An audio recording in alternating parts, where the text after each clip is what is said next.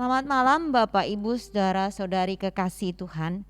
Adalah anugerah Tuhan jika pada malam hari ini kita masih bisa berkumpul secara virtual untuk berdoa bersama-sama. Karena anugerahnya yang telah menyelamatkan kita, orang-orang yang terhilang, orang-orang yang buta secara rohani, orang-orang yang menyukai dosa. Anugerahnya yang besar yang mengubah kehidupan kita menjadi berarti. Amazing Grace.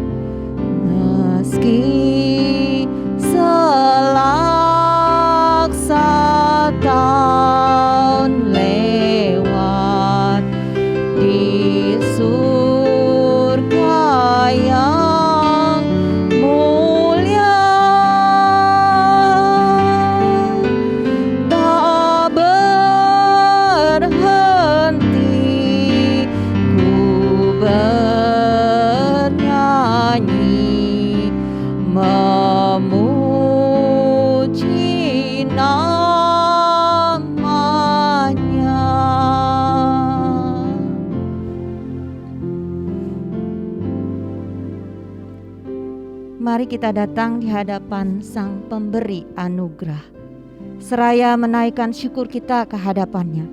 Syukur yang dalam atas semua pemeliharaannya di masa sulit ini dan menakutkan ini.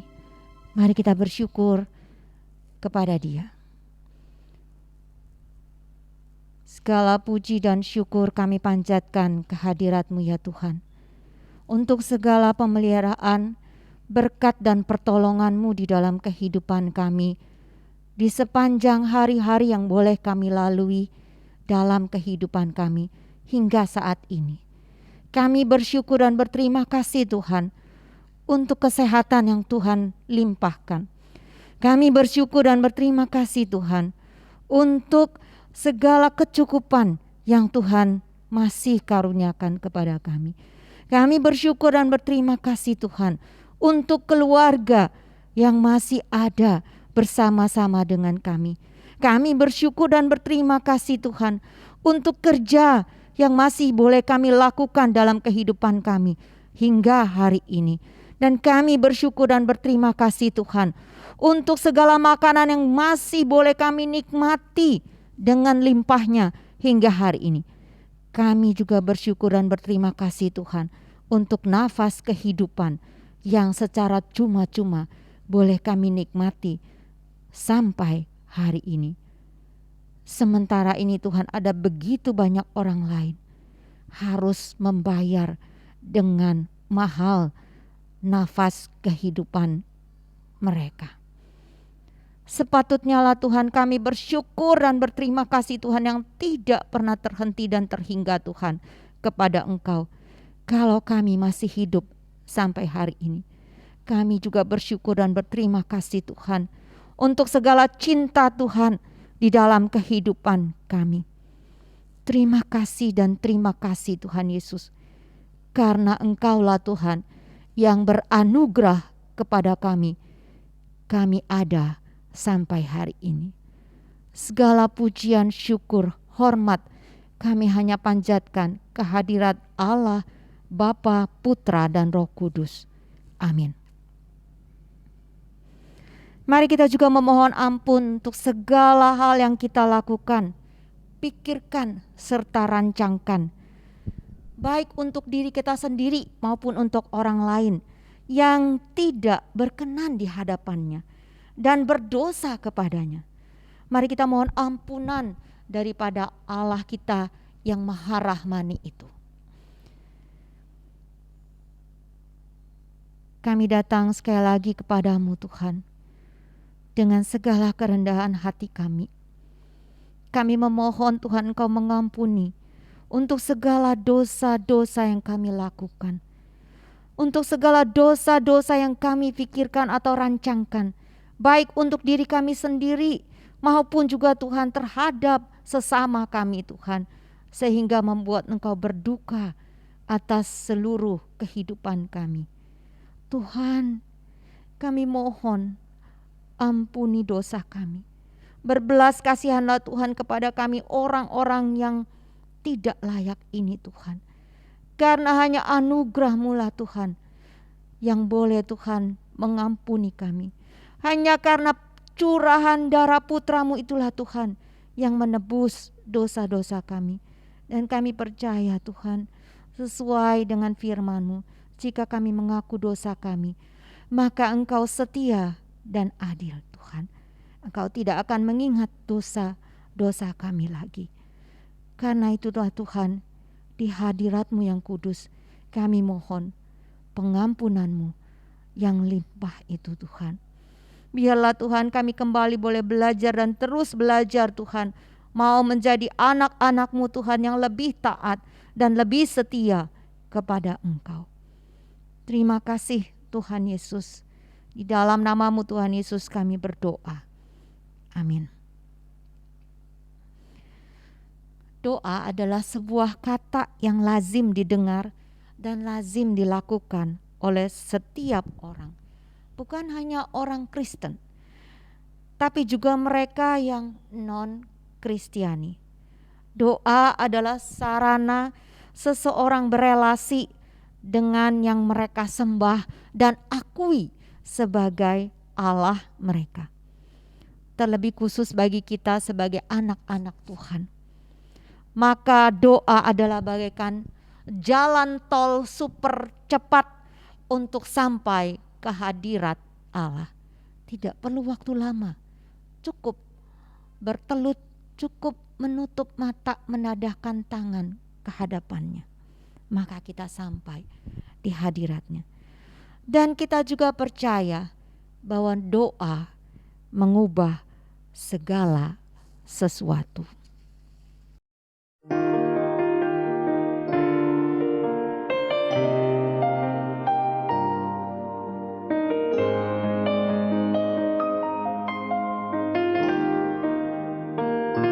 Saat keadaan sekelilingku ada di luar kemampuanku, ku berdiam diri mencarimu. Doa mengubah segala sesuatu. Saat kenyataan di depanku mengecewakan perasaanku, ku menutup mata memandangmu, sebab doa mengubah segala sesuatu. Doa orang benar bila didoakan dengan yakin besar kuasanya, dan tiap doa yang lahir dari iman berkuasa menyelamatkan.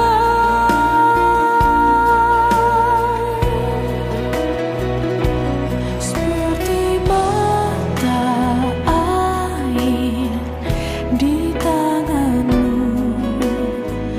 mengalir kemanapun kau mau. Tiada yang mustahil di matamu. Doa mengubah segala sesuatu.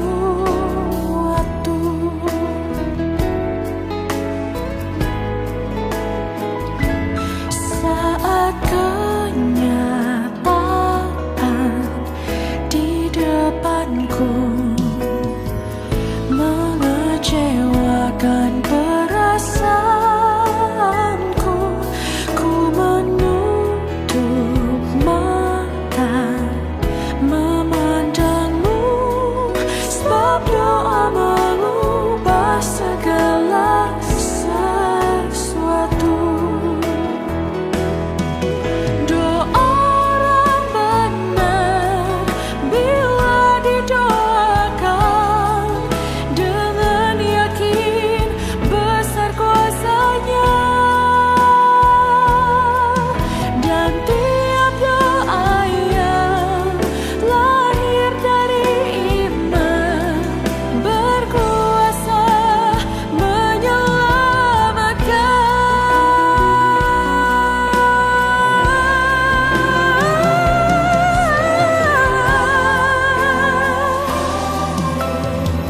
Di tanganmu mengalir kemanapun kau mau. Tak ada yang mustahil. Doa mengubah segala sesuatu. Sebab doa mengubah segala sesuatu.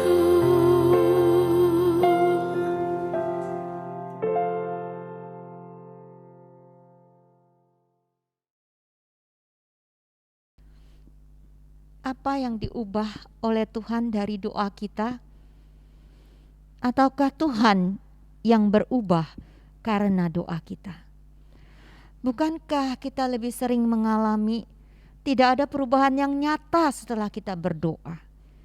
Lalu, jika sekian lama kita berdoa dan tidak terjadi perubahan sama sekali, apakah kita harus berhenti untuk berdoa bagi seseorang atau sesuatu atau kondisi tertentu? inilah pertanyaan yang ditanyakan kepada saya 9 hari yang lalu. Apakah saya harus berhenti berdoa setelah bertahun-tahun berdoa tapi tidak ada jawaban dari Tuhan? Malam ini kita akan sama-sama merenungkan pertanyaan ini. Kapan kita harus berhenti mendoakan seseorang, sesuatu atau kondisi yang kita inginkan? Tampaknya pertanyaan ini sangat bertentangan dengan satu bagian kecil firman Tuhan yang sudah sangat kita hafal di dalam 1 Tesalonika 5 ayat 17, yaitu tetaplah berdoa. Bukankah memang sepantasnya kita harus tekun berdoa walau kelihatannya belum ada jawaban? Bagaimana kita harus melihat masalah ini? Apakah ketika jawaban kita tidak ada atau jawaban kita terus tidak dan tidak dan tidak, maka kita harus berhenti berdoa?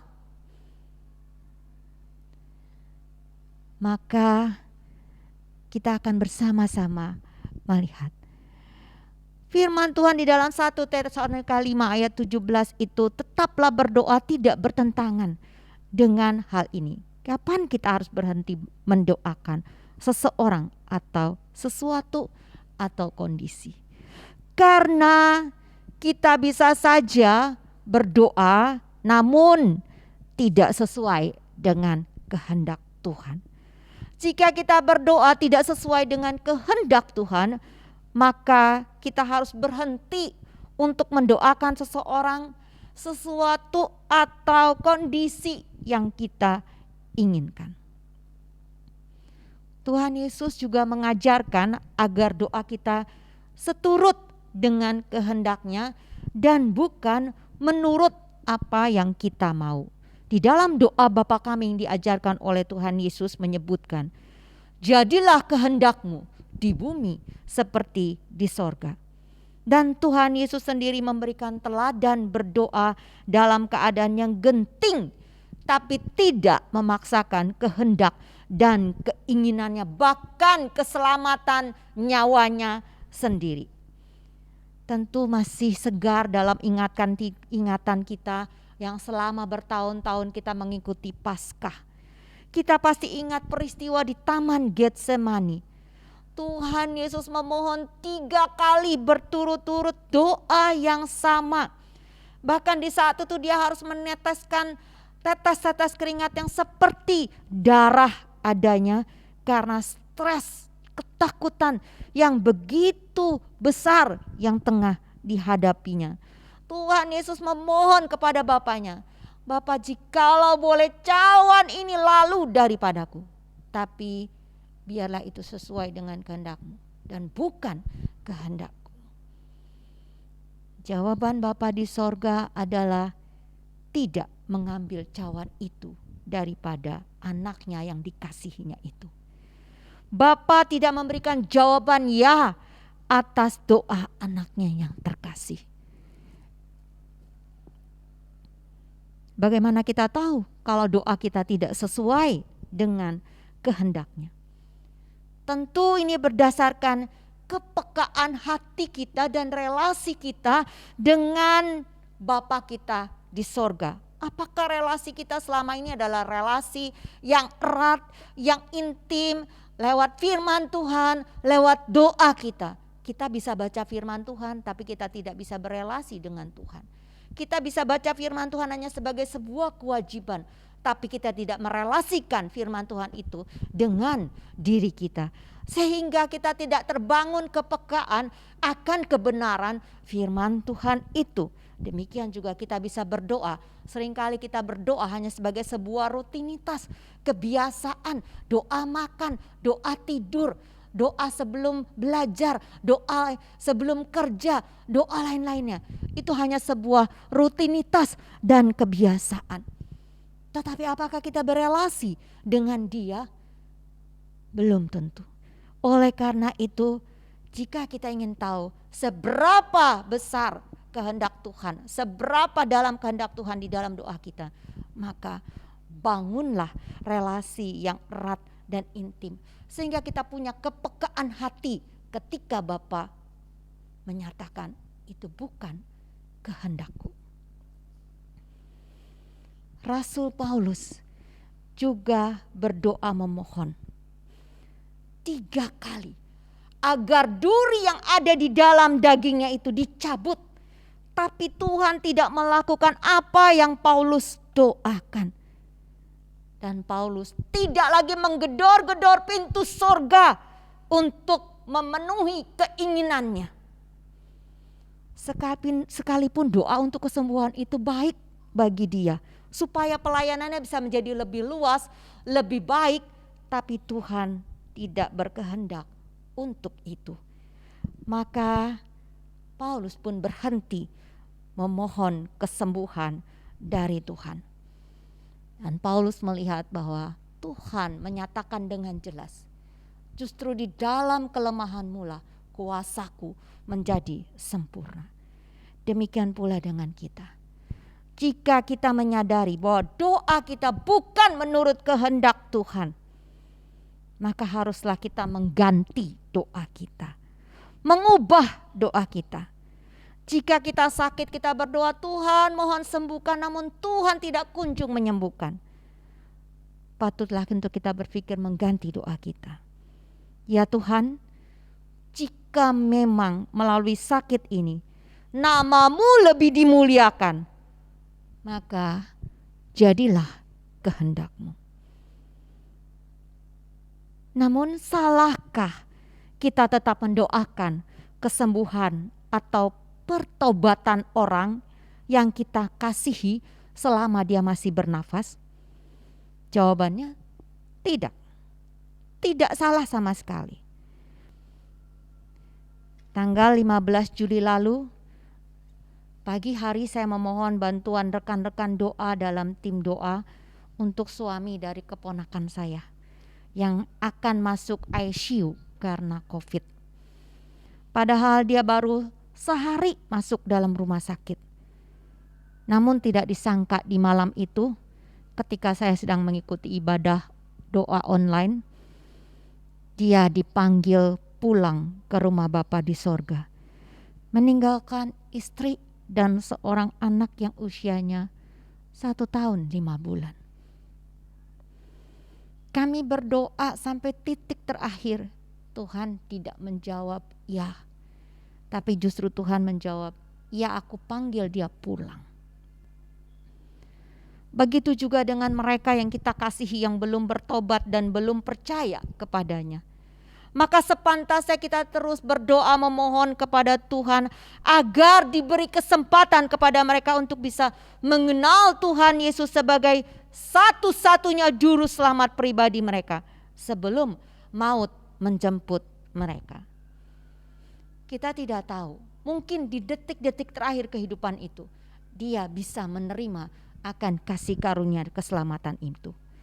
Namun jika kita hanya berdoa saja tanpa ditindaklanjuti dengan tindakan mengabarkan Injil kepada mereka, maka ini menjadi sebuah kesalahan. Karena tidak sesuai lagi dengan kehendak Tuhan. Tuhan menghendaki kita bukan hanya sekedar berdoa, tapi Tuhan menghendaki kita juga untuk memberitakan Injil itu kepada mereka yang kita kasihi ini.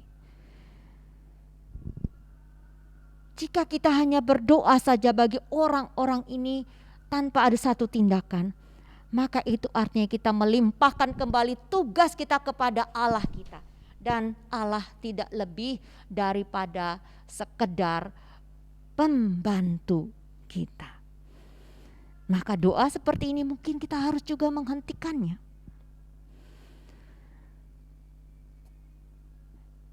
Kita harus berhenti berdoa jika apa yang kita doakan hanya untuk memuaskan nafsu kita saja. Bisa saja kita berdoa bagi orang-orang tertentu agar mereka bertobat, agar mereka percaya pada Tuhan, sehingga mereka menjadi orang yang mudah kita atur dan kendalikan. agar kita merasa bahagia di hati. Ini adalah sebuah doa yang keliru. Contoh, kita berdoa bagi anak kita atau suami kita supaya mereka meninggalkan segala perbuatan mereka yang buruk atau dosa. Hidup di dalam takut akan Tuhan. Namun kita berdoa bukan agar nama Tuhan dimuliakan, namun agar tidak menjadi masalah di dalam kehidupan kita dan agar kita merasa aman, tentram, dan kita bahagia.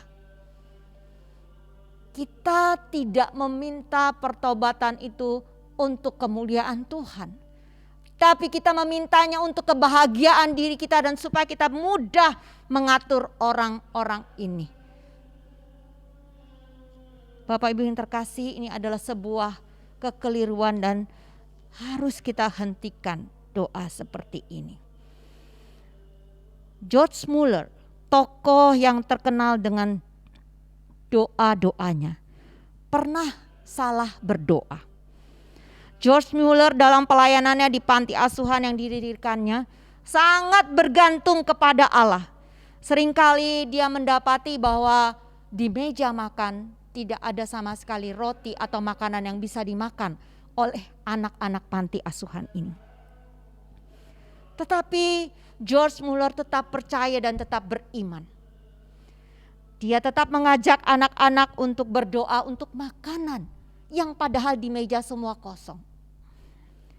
Dan tepat setelah dia berdoa bersyukur untuk makanan yang Tuhan sediakan, pintu diketuk. Datanglah tukang roti membawa segerobak roti yang dipakai untuk anak-anak ini bisa makan.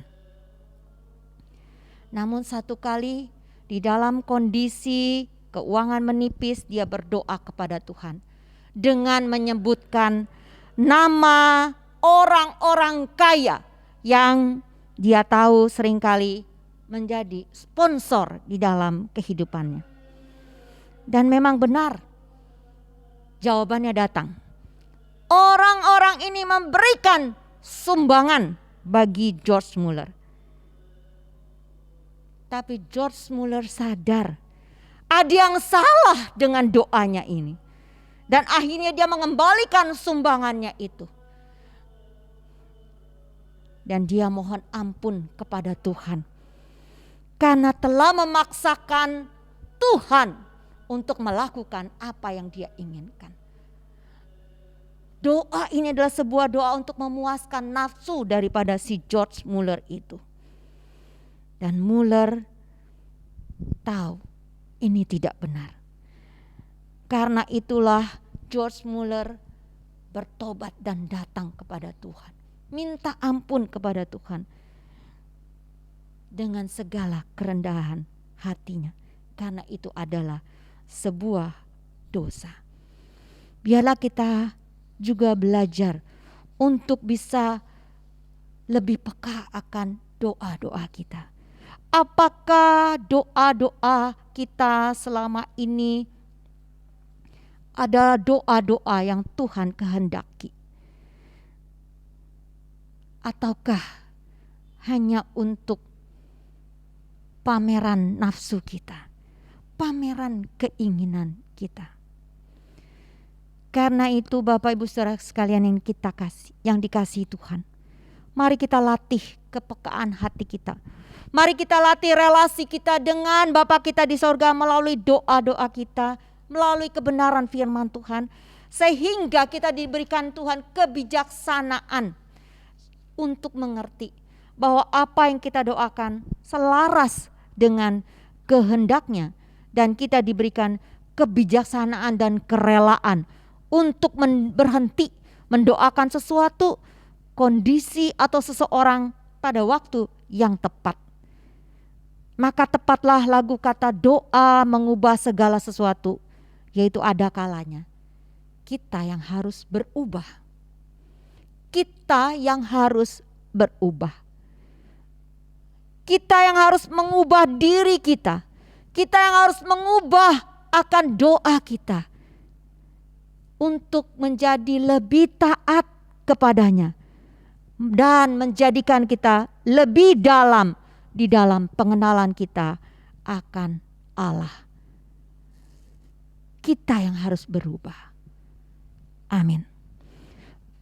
Mari kita kembali mendengarkan lagu doa mengubah segala sesuatu sebelum kita masuk di dalam pokok doa kita.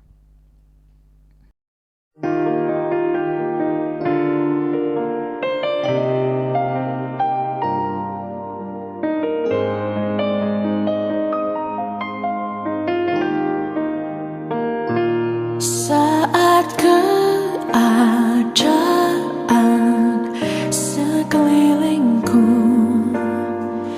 ada di luar kemampuanku, ku berdiam diri mencarimu. Doa mengubah segala sesuatu. Saat kenyataan di depanku mengecewakan perasaanku, ku menutup mata memandangmu, sebab doa mengubah segala sesuatu. Doa orang benar bila didoakan dengan yakin besar kuasanya, dan tiap doa yang lahir dari iman berkuasa menyelamatkan.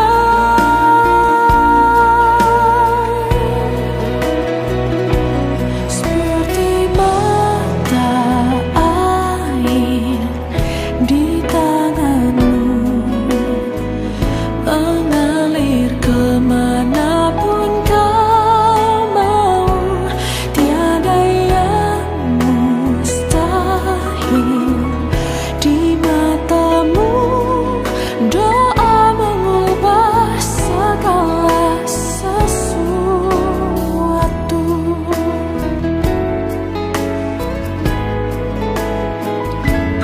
Saat kenyataan di depanku mengecewakan perasaanku, ku menutup mata memandangmu, sebab doa mengubah segala sesuatu. Doa orang benar bila didoakan dengan yakin besar kuasanya, dan tiap doa yang lahir dari iman berkuasa menyelamatkan.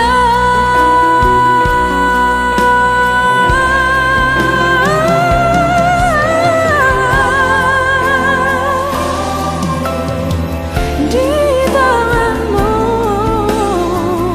mengalir kemanapun kau mau. Tak ada yang mustahil. Doa mengubah segala sesuatu. Sebab doa mengubah segala sesuatu.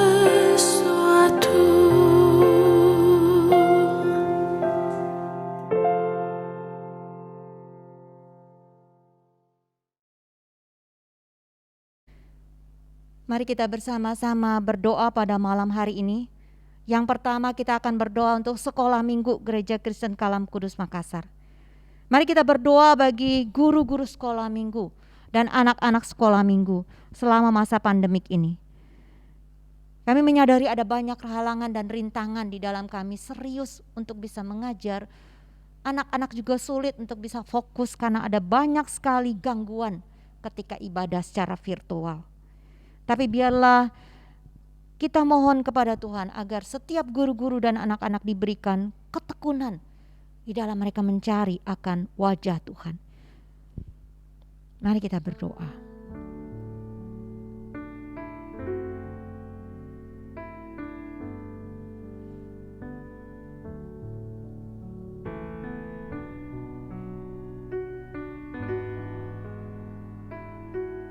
Yang kedua, kita akan berdoa bersama-sama untuk misi Gereja Kristen Kalam Kudus Makassar.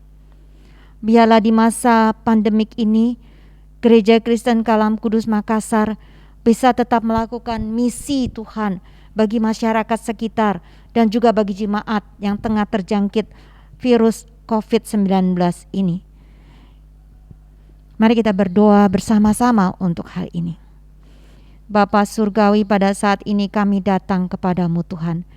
Dengan segala kerendahan hati kami menyerahkan Tuhan gereja kami Tuhan yang kami kasihi ini Tuhan, Gereja Kristen Kalam Kudus Makassar.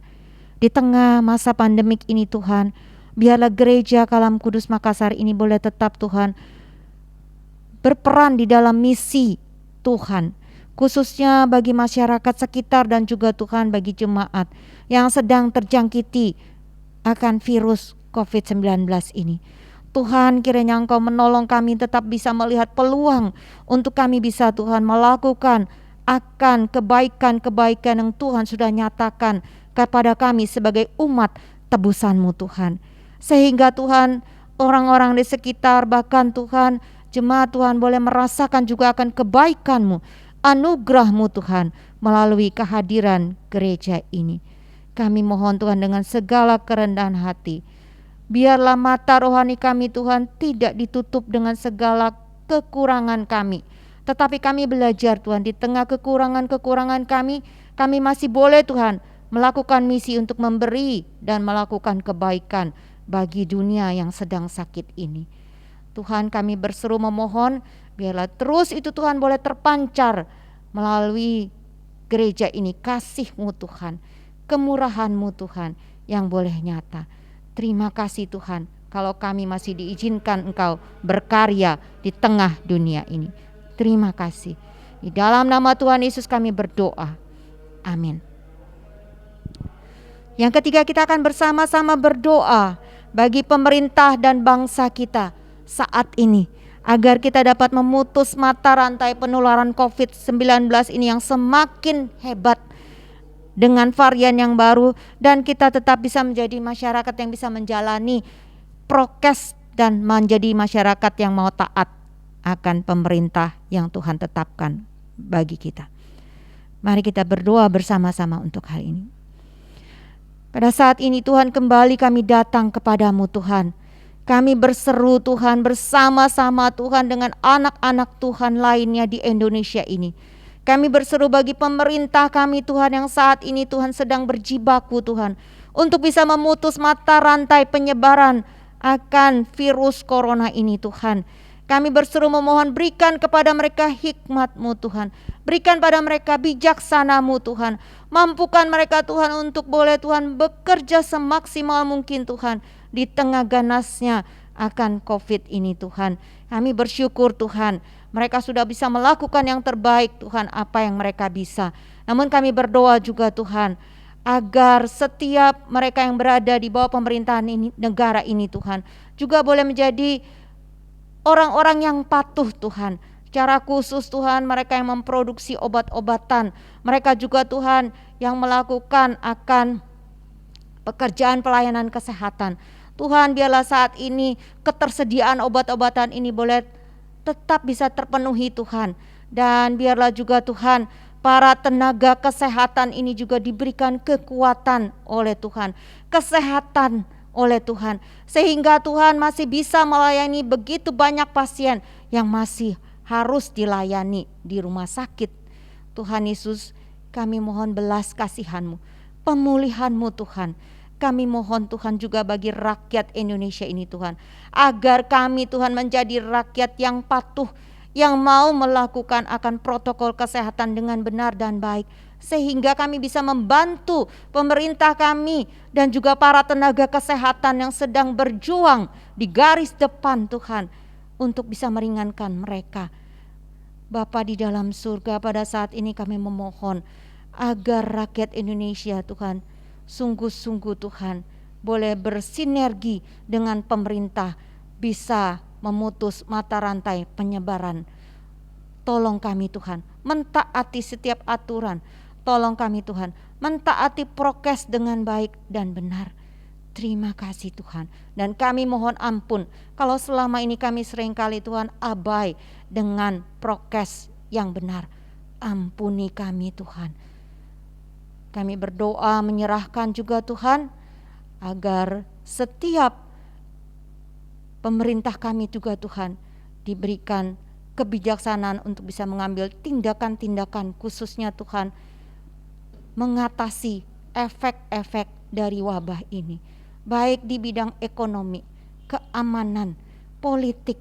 Tuhan, kiranya Engkau berbelas kasihan bagi bangsa kami Indonesia ini. Kami rindu Indonesia boleh pulih Tuhan. Kami rindu dunia juga boleh pulih Tuhan. Hanya anugerah-Mu Tuhan yang boleh melakukannya. Terima kasih Tuhan Yesus. Sebentar Tuhan kami akan beristirahat melalui malam yang gelap. Kiranya Tuhan yang akan pimpin kami. Dan kami mohon damai sejahtera Tuhan boleh melingkupi kami, sehingga Tuhan kami bisa beristirahat dengan baik. Dan esok hari kami bangun juga karena anugerah Tuhan, untuk kami tetap bisa melakukan akan tugas dan tanggung jawab kami Tuhan di tengah dunia ini. Terima kasih Tuhan Yesus. Segala pujian, syukur dan hormat kami Tuhan, kami panjatkan kepadamu Allah Tritunggal yang maha mulia. Amin. Selamat malam Bapak Ibu Saudara sekalian yang dikasihi oleh Tuhan. Kita bersyukur ibadah ini sudah selesai, dan biarlah berkat Tuhan boleh selalu menyertai. Tetap sehat, tetap jalankan protokol kesehatan dengan benar. Sampai jumpa.